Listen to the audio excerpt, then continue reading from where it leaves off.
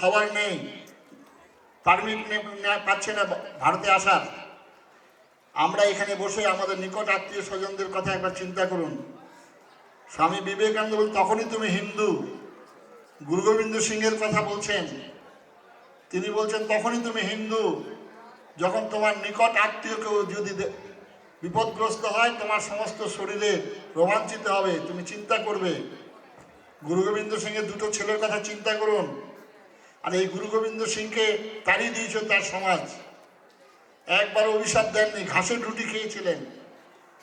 আর সেই ছেলে দুটোর মধ্যে দুটো বাচ্চা, একটা বয়স হচ্ছে 11 বছর আর একটা হচ্ছে 9 বছর।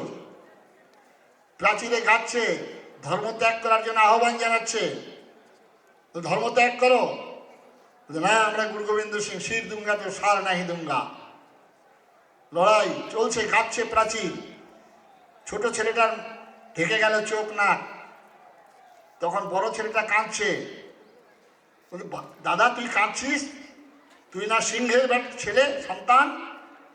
আরে তোর জন্ম হয়েছে পরে, আমার জন্ম হয়েছে আগে, আর তুই ভারত মার জন্য আগে প্রাণ দিচ্ছিস, তার জন্যই আমি কাঁদছি রে। আমি প্রাণ আগে দিতে পারলাম, সেটা একটু লম্বা। আজকে আপনি একটু চিন্তা করবেন না? একটু বসুন,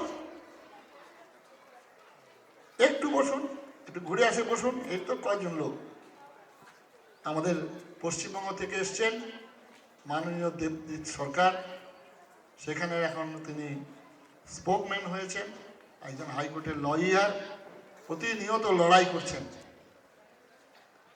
তার বক্তব্য শুনবেন, তার জন্য একটু অনুরোধ করলাম আপনাদের।